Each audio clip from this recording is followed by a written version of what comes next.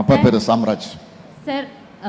என் பேர் ஸ்கொலாஸ்டிகா சார். நான் ஒரு மாற்றுத்திறனாளி. நான் ஒரு ஹோமியோபதி மருத்துவர் சார். 2001ல் 12ஆம் வகுப்புல 88% மதிப்பெண் வாங்கி ஃப்ரீ சீட்ல ஹோமியோபதி காலேஜில் சேர்ந்தேங்க.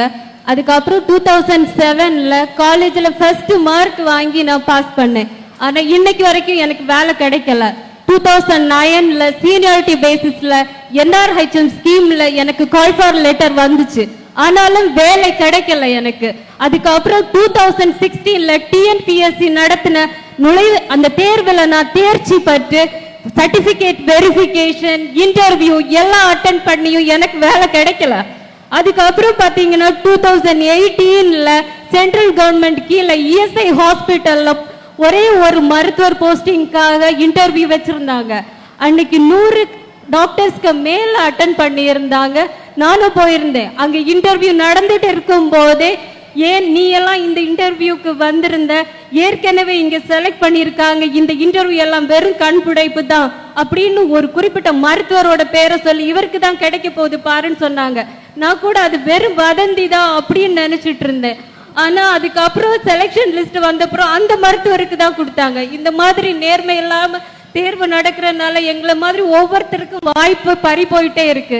அது மட்டும் இல்லாம சார், நான் படிச்சு முடிச்ச 14 வருஷம் ஆகுது. ஆனா இந்த ஹோமியோபதி மருத்துவத்துறையில வெறும் இந்த 14 வருஷத்துல 25 சீட் மட்டும்தான் என்னால போட்டி போட முடிஞ்சது. ஹோமியோபதி மருத்துவத்துறைக்கு வந்துட்டு சீட்டே ரொம்ப கம்மி சார். ஒவ்வொரு பிரைமரி ஹெல்த் சென்டர்ஸ்லயும் ஒரு ஹோமியோபதி டாக்டர் நீங்க அப்பாயிண்ட் பண்ணிருந்தீங்கன்னா என்ன மாதிரி எல்லாருக்கும் ஒரு வாய்ப்பு கிடைச்சிருக்கும். இந்த கன்னியாகுமரி மாவட்டத்துல மட்டுமே 3 ஹோமியோபதி தனியார் மருத்துவ கல்லூரி இருக்கு சார். ஒவ்வொரு ஆண்டு வந்து எத்தனை ஹோமியோ டாக்டர்ஸ் படிச்சு முடிச்சுட்டு வேலை இல்லாம கஷ்டப்படுறாங்க சார். அது மட்டும் இல்லாம இப்போ இந்த கொரோனா கேம்ப்னு ஒண்ணு வச்சு ஒரு கொஞ்சம் ஹோமியோ டாக்டர்ஸை எடுத்தாங்க சார். ஆனா இது வந்து 56 அரசாணைப்படி அந்த தனியார் நிறுவனங்கள் மூலமா வந்துட்டு எந்த ஒரு அறிவிப்பு கூட இல்லாம, எந்த ஒரு தகுதி அடிப்படையும் இல்லாம ஒரு சில டாக்டர்ஸை வந்துட்டு வேலைக்கு எடுத்தாங்க.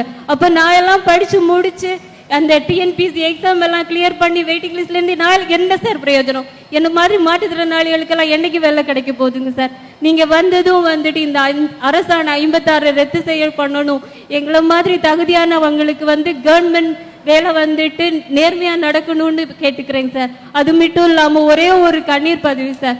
நான் வந்து மாற்றுத்திறனாளி சார். என்ன மாதிரி மாற்றுத்திறனாளி குழந்தைகளை பெற்ற ஒவ்வொரு பெற்றோரும் வந்துட்டு ஒரு கனவோட படிக்க வைக்கிறாங்க. என் குழந்தை வந்துட்டு நான் போனதுக்கு அப்புறம் நல்ல கல்வி கொடுத்தா ஒரு தனியா இந்த சமூகத்துல ஒரு வேலை வாய்ப்பு கிடைச்சு வாழ முடியும் அப்படிங்கிறதுக்காக தான் ஒவ்வொரு மாற்றுத்திறனாளிகள் பெற்றோர் படிக்க வைக்கிறாங்க.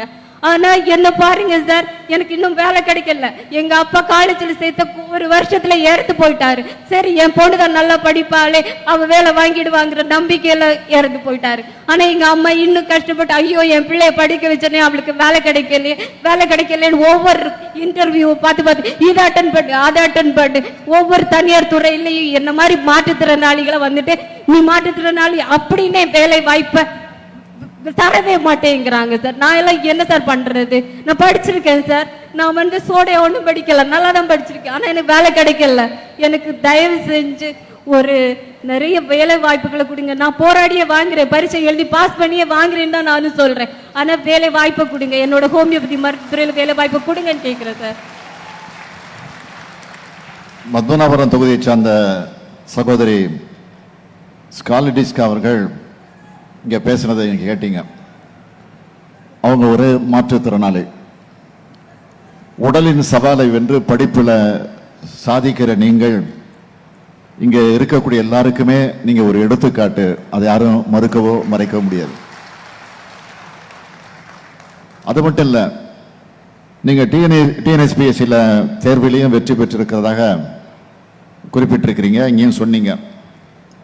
சான்றிதழ் சரிபார்ப்பு வர முடிஞ்ச நிலையில உங்களுக்கு வேலை கிடைக்கலங்கிறது எப்படிப்பட்ட ஏமாற்றமாக இருக்கும் அப்படிங்கிறத நினைச்சு நான் உள்ளபடியே வருத்தப்படுறேன். உங்கள் பணி நியமனம் ஏன் தாமதமாகிறது என்பதை கண்டறிவதற்கு நிச்சயம் உரிய தீர்வு காணப்படும். அத்துடன் இளைஞருடைய அரசு பணி கனவை நிறைவேற்ற வேண்டிய பொறுப்பு டிஎன்பிஎஸ்சியோட உடுது. இன்று பிற மாநிலத்தை வர அது என்ன செய்யுதுன்னா, பிற மாநிலத்தை வர இங்கு இறக்குமதி செய்யும் ஒரு ஊழல் ஆணையமாக அது மாறிடுச்சு. முறைகேடுகளால இந்த டிஎன்பிஎஸ்சியில் இப்போ மானம் வந்து காத்துல பறந்துகிட்டு இருக்கு. சமீபத்தில் கூட அதை கண்டித்து திமுக இளைஞரணியின் சார்பில் தம்பி உதயநிதி ஸ்டாலின் தலைமையில் ஒரு போராட்டம் கூட நடந்துச்சு. அதை நீங்கள் பத்திரிகையிலையும் பார்த்துருப்பீங்க, தொலைக்காட்சியிலையும் பார்த்துருப்பீங்க. ஆனால் இன்று வர அந்த வழக்கு முடிவடையலை. சம்பந்தப்பட்டவங்களாம் எப்படிலாம் தப்பிச்சுக்கிட்டு இருக்காங்க. குறிப்பாக மீன்வளத்துறை அமர்ந்துகிட்டு இருக்கக்கூடிய ஒரு திமிங்கலம் அதுலேருந்து எஸ்கேப் ஆகிருக்கு. யாரை சொல்கிறேன்னு உங்களுக்கு தெரியும். மீன்வளத்துறையில் ஒரு பொறுப்பில் இருக்கக்கூடிய ஒருத்தர். நான் பேரெல்லாம் சொல்லி என்னுடைய கௌரவத்தை குறைச்சிக்க விரும்பலை, இந்த மேடைக்கு இருக்கக்கூடிய நாகரிகத்தையும் குறைச்சிக்க நான் விரும்பலை. ஆனால் இதெல்லாம் டிரைவர்களும் கிளார்க்குகளும் கைது செய்யப்பட்டிருக்கிறாங்க. இது எப்படி இருக்குன்னா, பாலைவன ரோஜாக்கள்ல ஒரு வசனம் வரும், தலைவருடைய வசனம் வரும், கலைஞர் எழுதின பாலைவன ரோஜாக்கள் சினிமாவில் ஒரு வசனம் வரும். என்னன்னா, ரயில் இஞ்சியை திருடன்னு விட்டுட்டு அந்த இஞ்சியிலேருந்து விழுந்தது பாருங்க கறி துண்டு, அதை பொறுக்கிறவனை கைது பண்ணாங்களாம்.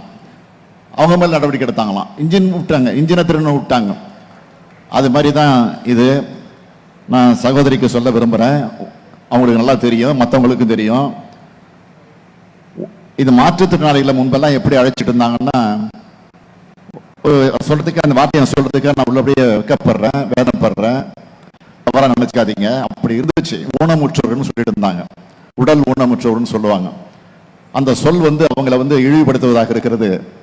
அவங்களுக்கு ஒரு நம்பிக்கையை பெற முடியாத நிலையில் இருக்கிறாங்க. அவங்களும் வாழ்க்கையில மனிதர்களாக வாழணும், அவங்களும் சமமாக வாழணுங்கிறதுக்காக தான் தலைவர் கலைஞர் அவர்கள் அந்த பெயரையே நீக்கிட்டு மாற்றுத்திறனாளிகள் என்று பெயரை சூட்டியிருந்தார்கள். அது மட்டும் இல்ல, அந்த டிபார்ட்மெண்ட் இருக்கு பாருங்க, மாற்றுத்திறனாளிகள் ஒரு டிபார்ட்மெண்ட் உருவாக்கி அந்த துறையை வந்து தனக்கு கீழே வச்சுக்கிட்டாரு. முதலமைச்சர் வந்து தன்னுடைய அலுவலகத்திலே அதை கண்காணிக்கிற அந்த பணியும் செஞ்சார்.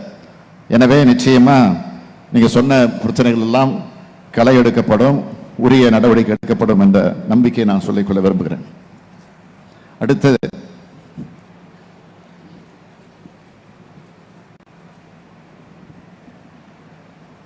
பிரான்சிஸ்